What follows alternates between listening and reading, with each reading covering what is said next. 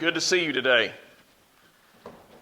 It's a great blessing to be in the house of the Lord with like-minded people where we can draw strength and we can draw encouragement. And I say that, and then I want to give you a disclaimer. As we talk this morning, I want you to first know how much I love each and every one of you. And I mean that from the bottom of my heart.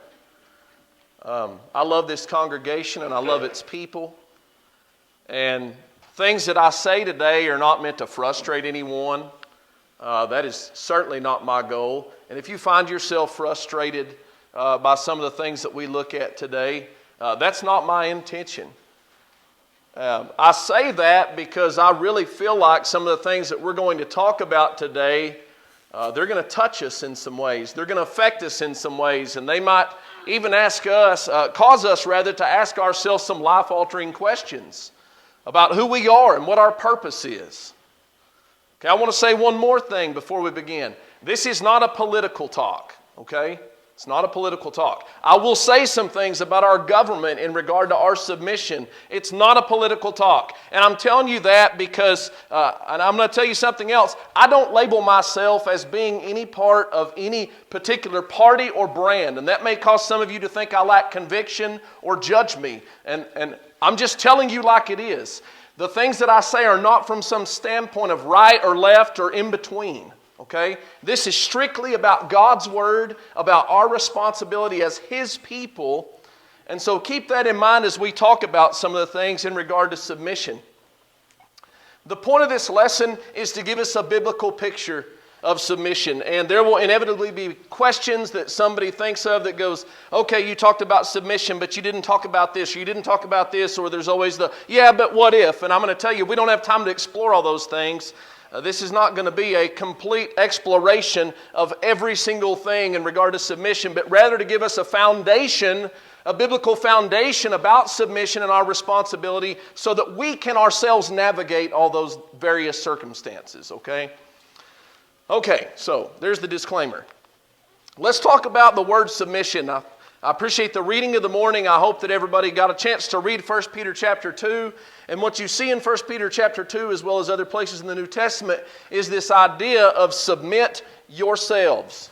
And anytime you see that, you're seeing this Greek word that is actually translated 40 different times. Now, it's not translated submit yourselves 40 times, but that Greek word that's translated submit yourselves is used 40 times in the New Testament. And it always means the same thing. It always has this idea of submission. And as you see on the screen, the way it's defined is subordinate, okay? And we're going to talk about subordinates today because subordinates may be a little different than the way that we look at the idea of submission. Subordinates means to place below in rank, okay?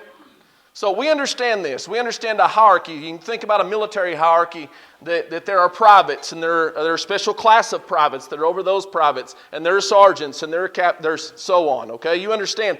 Okay, well, under that is subordination, okay? And we have people that are actually, they get in trouble, they get disciplined for what? For insubordination. And what they're saying is, you fail to recognize your place. You fail to recognize your rank. You have tried to raise yourself above where you're supposed to be. That's the idea of subordinate, okay? But here's what I want us to think about this morning. When we're given this command, subordinate yourselves, submit yourselves, it's a reflexive command, okay? He uses that idea here of reflexively to obey, and we'll talk about what reflexively means.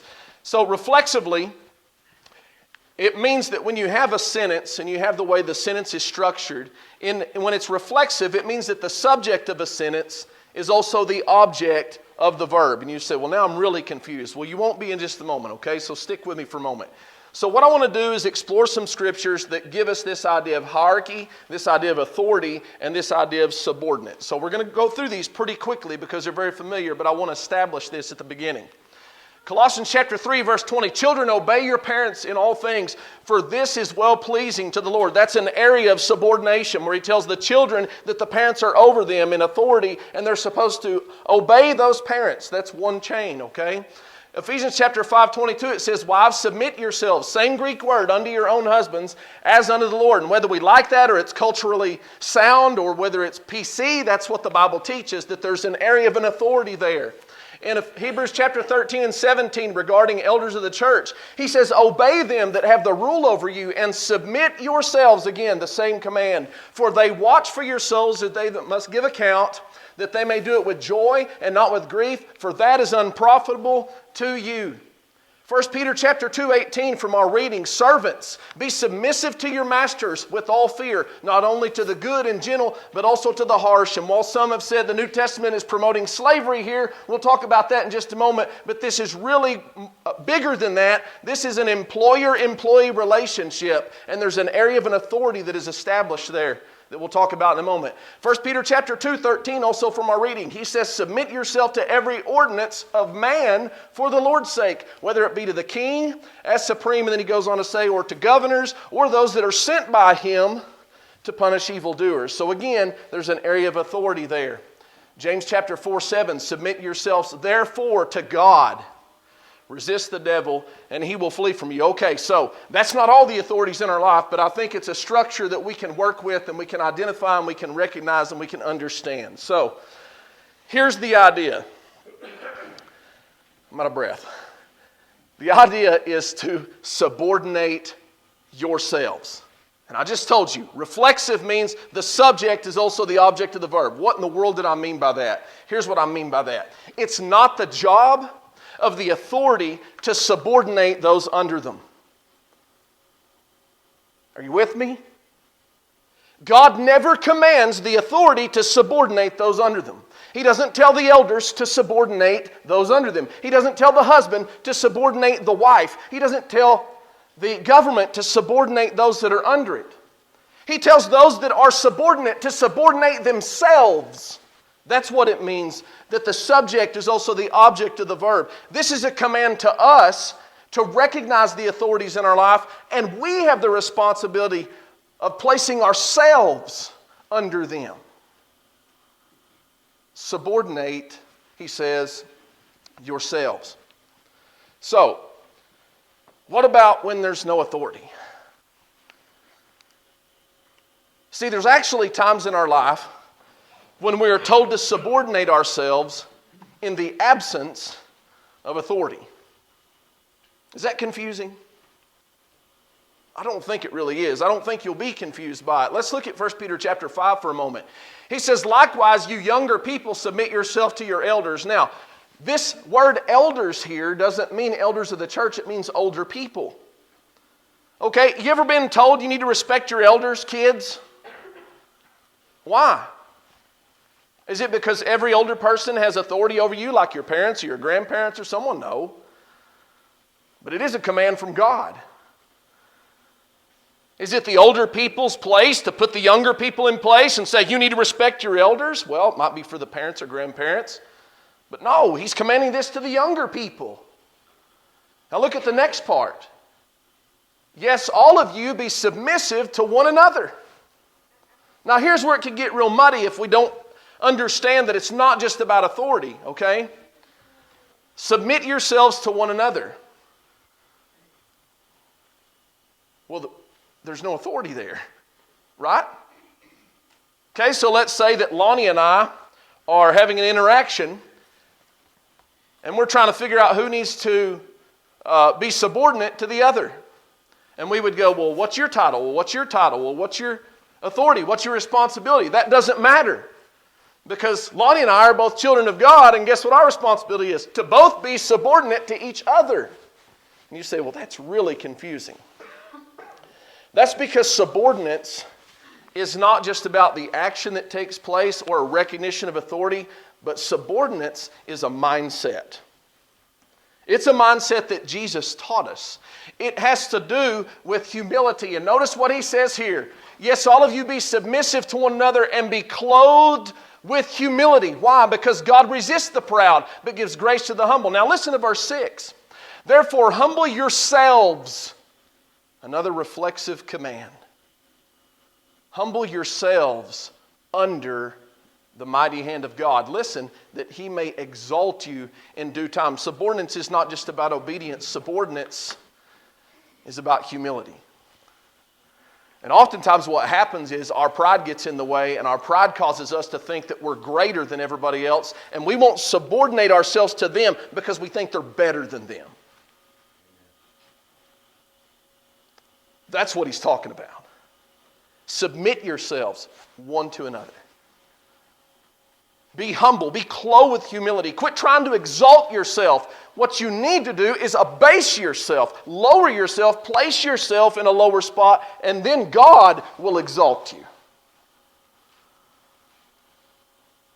So let's think about the nature of submission. What if I said, well, I will submit to God, but I'm going to do it my way? Can you think of anybody who's done that? Okay, I'll give you the example of King Saul for a moment. King Saul was told by the prophet Samuel through the direction of God, I want you to go and I want you to destroy the entire nation of the Ammonites, and I want you to destroy all of their people. That was men, women, and children. And I want you to destroy all of their possessions, and I want you to destroy all of their livestock. And so, during the middle of the night, after all the action had taken place, God tells Samuel, I regret making Saul king over Israel because he has not obeyed my command. And then Samuel, he stays up all night and cries out to God over what Saul's done. And he goes to Saul, and when Saul sees Samuel, he says, Blessed are you that comes in the name of the Lord. I have performed the commandment of the Lord. So here's the thing. God said, Saul didn't do what I told him to. Samuel recognized Saul didn't do what he told him to. But Saul thought within himself, I've done exactly what God's told me to. I destroyed the Ammonites. Samuel's response to this, I have performed the commandment of the Lord, was, then why do I hear sheep bleating? Well, the people thought that we needed the sheep to do this and make these sacrifices and all this. In other words, I did the will of God. I just did it my way. God's will, my way. What if a child said, well, I'm going to be subordinate. I'm going to submit to my mother, but only when I agree with her. Is that submission? What about a wife or a husband, that matter? Wives, do you always agree with your husband? Mine doesn't. Does that still negate our responsibility to submit because we don't agree? What about the government? Oh, this one gets a little hairy, doesn't it? Well, I'll submit to the government as long as I agree with them, or I'll submit to the government as long as it's a Republican that says it, or as long as it's a Democrat that says it, or as long as it's this senator, or that president, or this president, and it doesn't matter. That doesn't matter. That's not submission. There's no special virtue in submitting to the things you already want to do. That's not submission.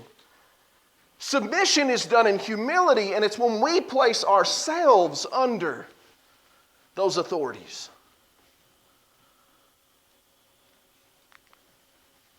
Romans chapter 13, verse 1. Let every soul be subject to the governing authorities. Now listen, for there is no authority except from God.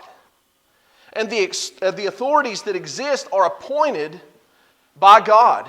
Therefore, who resists the authority resists the ordinance of God. And those who resist will bring judgment on themselves. Do you like that? Me neither. But it doesn't matter. Because we're not supposed to like it.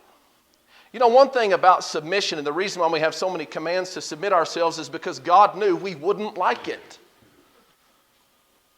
If I went and told my kids, you must eat ice cream, guess what? They're like, sweet. We like ice cream. But when I told my kids, you must eat your vegetables, there was resistance. Because they didn't want to do that. Except for Kennedy. She's the strange one in our family that loves eating everything that's green. But you understand the point. There's a reason why God, through His Word, commanded us to submit, because He knew we didn't like it. We don't like submission. We like to control our destiny. We like to control what we do and what we think and what we say. We like to do what we want. And guess what? We do what we want. But it doesn't mean it's right for us to always do what we want. And there's an antonym here of submission that I want you to see. That is, the opposite of submission is mentioned in this verse, and it's resistance. Therefore, who resists the authority resists the ordinance, and those who resist. He uses that word 3 times, and it actually comes from the same root word that our word submission comes from. It just has the word anti in front of it. Not submit. That's what the idea of resistance is. So, y'all have probably seen this symbol or heard about what happened in France during the French Revolution, and they came up with this saying, Viva La Resistance. And here's the thing, I think a lot of God's people at times would love to join this. And we want to rise up in pride, and we want to resist authority, and we want to shake our fist at them, and we want to hold up signs, and we want to get aggressive. Because there's some type of courage that we see in resisting, some type of strength that we see in resisting. But I wonder how many of us would want to join Viva la Submission. Long live the submission. Doesn't really have the same ring to it, does it? Not exactly something that we get excited about. And yet that's who God's called us to be. He's called us to be people who aren't looking for a fight. People that are looking to yield. Because it's not our reflex. You know, our reflex is, and if you sneak up behind me, and I don't know you're behind me, and you poke me in the sides, I'm going to, like this, every time. My kids have tried it. They know it happens. Gotcha. It's my reflex to do that. And here's the difference between reflex and something that you think through. If they come poke me in the side, I'm not throwing my hands up because I go, okay, first off, let's assess the threat. Secondly, let's turn around and identify the threat. That process doesn't happen. It's just a reflex. Well, here's the thing. Most of the time our reflex is if somebody opposes me or they threaten me or they rise up against me, my reflex is to get louder and more aggressive. That's our reflex. And God's trying to tell us, retrain your reflex. Retrain your reflexes. Notice what Jesus said. You have heard that it was said an eye for an eye and a tooth for a tooth, but I tell you not to resist, same word, not to resist an evil person, not to oppose, not to set yourself in array for the battle. But he said, whoever slaps you on the right cheek or on one cheek, turn the other also. Have you ever stopped and read this verse and thought, I wonder if I could do that? Because I don't recall someone in my adult life walking up and slapping me on the face. It happened when I was a kid, and we don't need to talk about what happened after that, but I'll tell you as an adult, understanding Jesus' command, I've thought to myself, could I really endure that situation? What would I do? So let's create a testing ground, okay? Let's create a testing ground for a moment to see what we would do. 1 Thessalonians 4:11 and 12, that you also aspire to lead a quiet life. The King James says, study to be quiet, to mind your own business, and to work with your own hands as we commanded you, that you may walk properly toward those who are outside and that you may lack nothing. So here's the testing ground. Could I endure someone slapping me on the cheek? Well, and some of you don't have social media and some of you are against social media. This is not a promotion of social media. I just want to use it as a testing ground. Someone says something on social media that you disagree with vehemently. What do you do? What do you do? I'll tell you what I've seen. I've seen resistance. I've seen aggression. I've seen people try to put someone in their place. We try to subordinate them.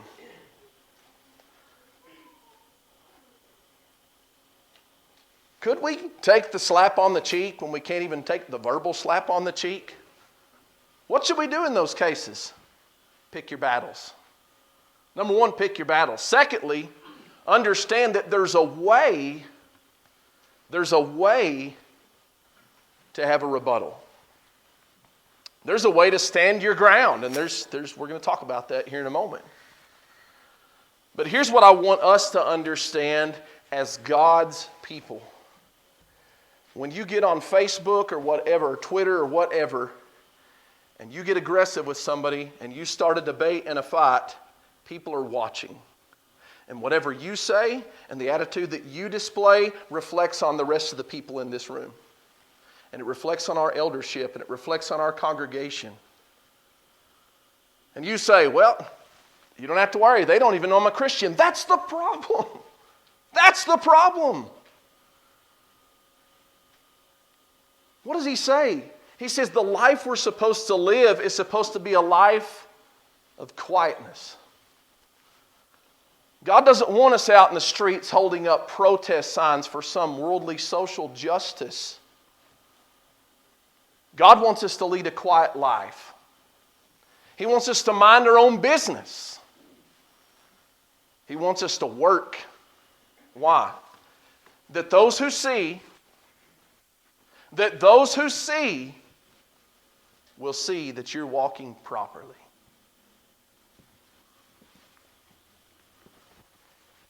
Back to Matthew chapter 5. Jesus continues his thoughts by saying, if anyone wants to sue you and take away your tunic, let him have your cloak also, and whosoever compels you to go 1 mile, go with him 2.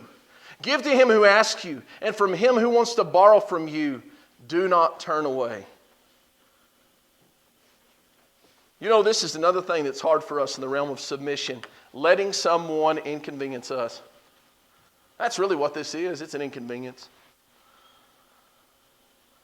Would you give somebody the shirt off your back, literally, if they needed it? What if they didn't need it? What if somebody wanted to borrow your tools?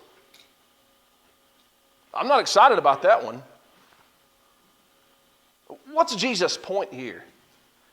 Is Jesus trying to teach us about submission because he just wants us to be a punching bag and let anybody take advantage of us at any time, to let anybody hurt us, and if somebody requests, I want to hit you in the face. Well, okay.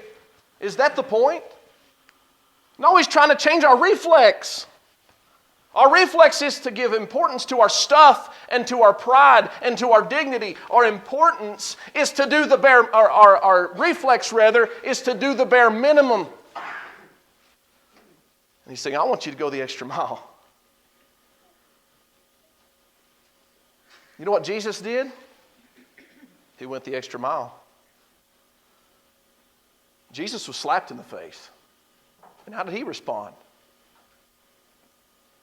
If you read the reading from 1 Peter chapter 2 last night, you will notice that at one point during that reading, Peter said that Christ also suffered for us, leaving us an example. And what was that example? Who when he was reviled not again. Who when he was threatened, or when he suffered, he threatened not. What's Peter's point? His point is be wise as serpents and harmless as doves, because that's not the battle. That's not the fight. That's not our purpose. Romans 12:17 says, recompense to no man evil for evil. Provide things honest in the sight of all men. If it be possible, as much as lieth in you, live peaceably with all men. You know why Paul said, as much as lieth in you? Because the truth is, you may subordinate yourself to every person in this world and still not avoid being in fights. Some things are out of your power. But listen closely. God's people are humble and submissive. God's people are peacemakers. God's people don't blast these verbal assaults on people, but they weigh their words before they spread them in kindness and love. God's people are not like the world, and God's people don't rise up and seek vengeance. And he says, as much as lieth within you, as much as possible, you make an effort not to fight against people, but to fight against your own pride in humble submission to your Maker and your Creator, to His glory. So, is there a time to resist? Absolutely. There is a time to resist. Acts 5:29, but Peter and the other apostles answered and said, we ought to obey God rather than men. Understand what's happening here. They've already been punished for preaching Christ, and the second time these men come and warn them, do not preach Christ again. And Peter says, we're going to obey God. You do what you want to us, we're going to obey God. When an authority tries to press you to do something that God has said not to do, friends, you have no responsibility to subordinate to that authority. When some person wants you to do something that's unethical or immoral, you have no responsibility to submit to that authority. But I'll tell you something, what we see in Scripture is that these people that refused to subordinate when it was against God, they also handled themselves in a very different way than maybe we would think. And I want to think about Daniel for just a moment from Daniel chapter 1. Daniel was a man who was put in the midst of a political situation. He was put in the midst of a government and a hierarchy that was ungodly. And Daniel and his men were chosen out of the people of Israel to be under the king and close to the king. And so one of these men that had a responsibility to the king had a responsibility of getting these men in the right place. And so they were going to train them for 3 years before they started working with this king. And during that time, they said, we're going to let you eat all of the king's delicacies. Now, the king's delicacies would have been meats that they wouldn't have typically eaten because it was against the law of God. Pork, shrimp, things like that. So Daniel says, look, I'm not going to do that. It says Daniel purposed in his heart that he would not defile himself with a portion of the king's delicacies, nor with the wine which he drank. Therefore he requested of the chief of the eunuchs that he might not defile himself. What I want you to see first off is Daniel had already made up his mind. He'd already made up his mind. I'm not going to do this. He purposed in his heart. That's what that means. He made up his mind. But he didn't tell the eunuch that. He didn't tell the eunuch that. I've made up my mind. He didn't get aggressive with him. He didn't say, I'm not about to do that. He went to him in humility and he requested that he might not do that. That's where he started.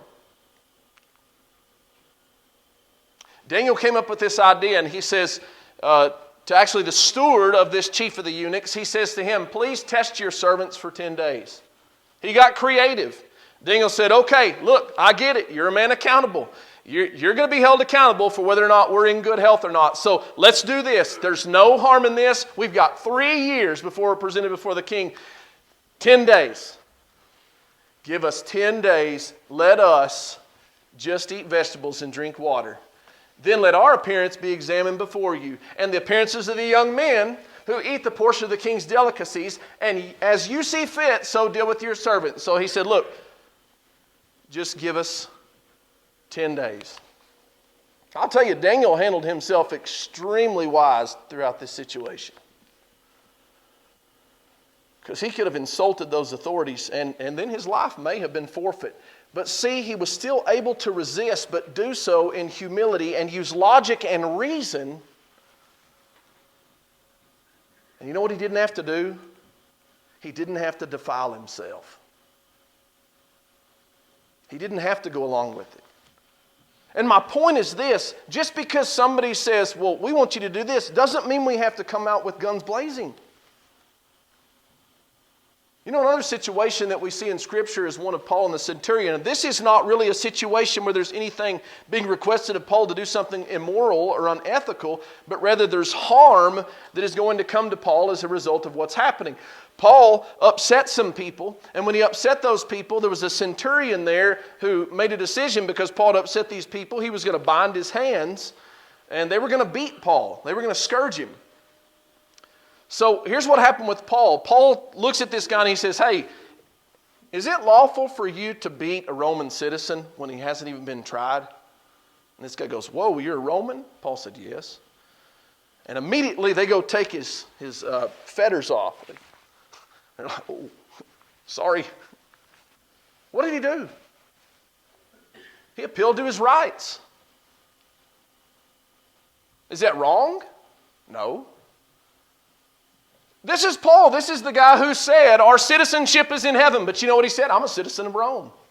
Why did he do that? Because he used wisdom to try to get himself out of a bad situation that was going to happen because of a fascist and oppressive government. But you know what Paul didn't do? Paul didn't bide his time waiting for the right moment to grab the sword out of the Centurion sheath and slay all the men. He used wisdom. And he did so in humility. What do you think would have happened if they would have ignored his request? I'll tell you what would have happened. Just read 2 Corinthians chapter 12, where Paul says, 5 times received I 40 stripes.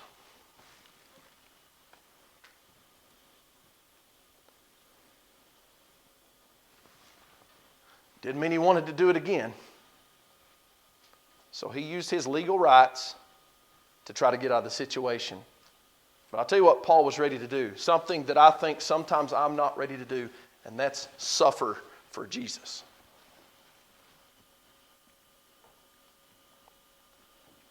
Second Timothy 3, chapter 3, you therefore must endure hardship as a good soldier of Christ. No one engaged in warfare entangles himself with the affairs of this life, that he may please him who enlisted him as a soldier. This passage has been mutilated for all different reasons, to try to drive certain agendas. Some people say, well, this means Christians can't vote, or this means an evangelist can't work outside of his evangelistic work. That's not what this is about. This is about the heart. This is about the mind. And he's trying to impress upon Timothy that, look, you have somebody who has enlisted you as a soldier, and his name is Jesus Christ, and you need to fight for him, and you need to war for him, and that needs to be your mindset. Understand who you're fighting for. So I want to ask you a question. Are we living up to God's expectation? What do you eat every day? You say, well, that's kind of out of nowhere. No, really, what do you eat every day? What's your diet consist of? You say, I don't know where you're going with this. Hold on to that for a minute. We're going to come back to it in a moment. I want to read a passage first. Colossians 3:2, set your mind on things above, not on things on the earth. What does that mean, set your mind? The way that our eyes are designed to work is we have varying ranges of sight and focus. We've got what's called a focal point, and whatever I look at intently, that's where the greatest amount of focus is. And then there's this area around that, there's a radius around that focal point where things are somewhat clear, but not as clear as the focus point. And then there are things outside, like you see on the screen, outside of the lenses, that are called the peripheral. Okay? Here's the thing. You need to see things that are in the peripheral. And here's the thing about the peripheral. Like, I can put my hands out here and I can move my fingers.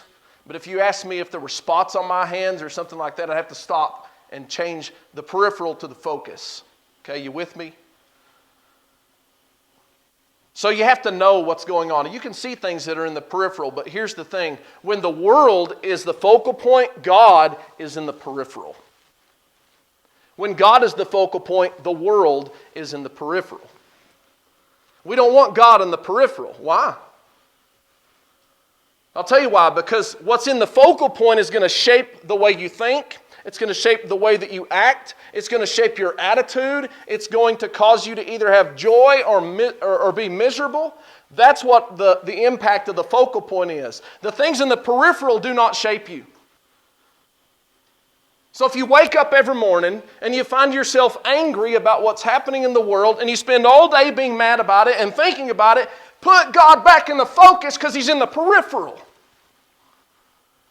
These men lived under trying times. These men lived under oppression to the point where they were being beaten and they were being killed, and somehow they found joy because the world was in the peripheral and God was in the focus. They knew what was happening in the peripheral, but it did not shape them. And it did not tell them the way they ought to act and think. So I ask you again, what are you eating? 1 Peter 2, verse 2, as newborn babes desire the sincere milk of the word that you may grow thereby. Now, don't confuse what Peter's saying here. This is not about milk and meat like what we have in Hebrews 5. He's just making a point of the word being nourishment. And he said, just like a baby would desire to drink milk, you desire to drink the word. That's the point. But I want to look at verse 3. If indeed you have tasted that the Lord is gracious. So, what are you eating every day? That wasn't really about your diet, your physical diet, but rather about the steady diet of what's coming through your eyes and ears into your heart. And here's what he says. You need to have a diet. You need to have a desire. You need to have a desire for the milk of the Word. And you need to be taking and consuming that Word every day. And so I want to ask you, is the Word in your focal point or is it in the peripheral? What are we eating? 2 weeks ago, Brother Franklin told you about this little calf that him and Monty Paul had stumbled upon that they weren't sure whether he was going to make it. And we all ended up out at the house, and that calf's alive now. Its name is Lasher, if you're wondering, because it has big eyelashes. But little Lasher was a beautiful calf, but when they had him laid out there and we'd made this little makeshift corral pen inside of the garage there, and I'll tell you, there was a lot of things going on at that time, but I'll tell you, I was only really focused on one thing, and that was watching my brother, who is 6'2", who's a very big man, laying down in this hay on his back, holding the mouth of this calf, trying to get it to taste the colostrum. Just taste it. And he's fighting it. And he said, I can't make you want it. I can't will it for you. He just wanted him to taste it. You know why he wanted him to taste it? Because if he tasted it, he'd want it. So maybe we don't want the Word. Maybe we've got no desire for God's Word. Well, let me ask you something. Have you tasted it? You know how long it took that calf to finally get the desire? I don't think he got it that night, did he? He fought it. Crammed that bottle in his mouth, and he's getting some of it, but he's fighting it. And the next day, he wanted that milk. And I'll tell you, sometimes you got to keep the bottle in your mouth for a while, and you got to keep and be disciplined and keep reading the Word and tasting the Word, and eventually you desire the Word. And I'll tell you why. Because it's so much better than the other junk we're eating. Once it gets in there, and you feel the growth, and you experience the change, God will be in the focal point. And the world will be in the peripheral. We're not going to read this. That's why I asked you to read it last night. I just want to refer back to some things from our reading this morning. You know what all this boils down to? Submit or not submit, pride or humility. You know what it boils down to? It's you understanding who you are.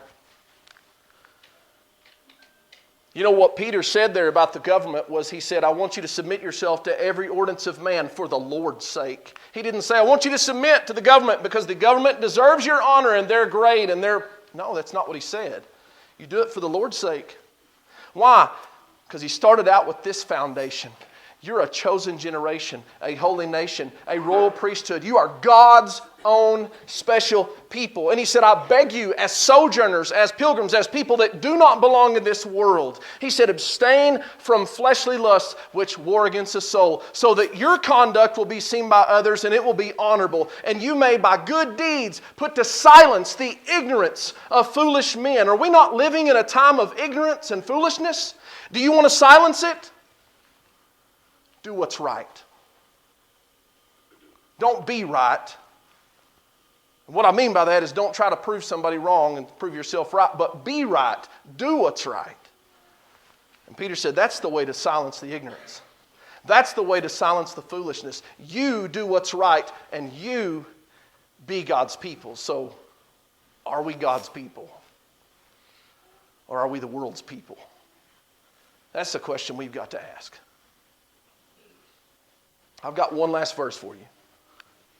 2 Corinthians chapter 12, verse 15. Paul said, I will very gladly spend and be spent for your souls.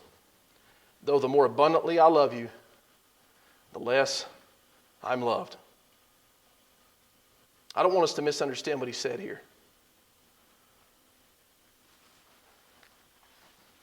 Paul said, I know my purpose.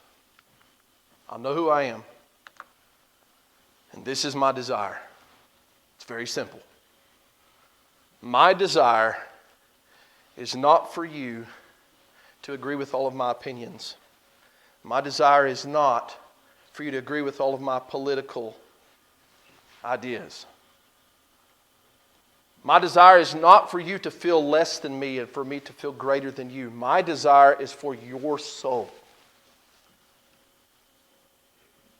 And he said, because that's my desire, I will spend gladly and be spent. You know what he meant by that? I'll not only pay, I'll empty the bank account. If that means your soul can be won.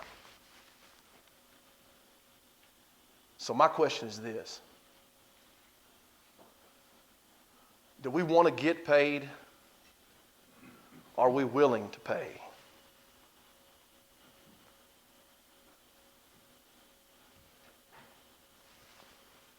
What Satan wants to do is he wants to tear this family apart. That's what he wants to do. He wants to separate our families and separate the members in here because of politics and because of opinions. He wants to separate us because of bitterness and unforgiveness. He wants to separate us and tear us apart because he knows if we're not united, we're weak. What we've got to do is submit ourselves one to another. We've got to be kind to one another. We've got to put one another's needs above our own. We've got to submit under the mighty hand of God and be His people. Because united, we can win the battle. And the battle is not to overthrow the government. The battle is not to change policy. The battle of the holy nation of God that is guided by and overseen by greater principles in the United States, our goal, our purpose is to win souls. Don't ever forget that. Today, friends, Jesus is waiting for you. He wants you to be a part of that kingdom. A kingdom full of peace, a kingdom full of joy, a kingdom of strength, and a kingdom of nourishment that will help you grow and ultimately give you eternal life. Today, if you're a part of that kingdom and you're having issues, you're having troubles, at this time we offer the invitation of Jesus Christ. Come have a seat on the